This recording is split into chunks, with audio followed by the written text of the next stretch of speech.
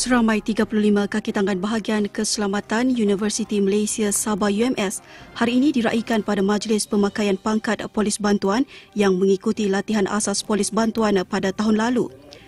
Ketika merasmikan majlis tersebut, pendaftar UMS Noman Datuk Haji Ahmad berkata, kuasa polis bantuan yang diperuntukkan kepada anggota bahagian keselamatan UMS akan dapat meningkatkan mutu perkhidmatan secara menyeluruh serta meningkatkan semangat jati diri dan disiplin kepada setiap anggota melalui latihan dan pematuhan kepada peraturan-peraturan yang ditetapkan oleh polis di Raja Malaysia. Disiplin setiap anggota melalui latihan dan pematuhan kepada peraturan-peraturan yang telah ditetapkan oleh pasukan polis di Raja Malaysia.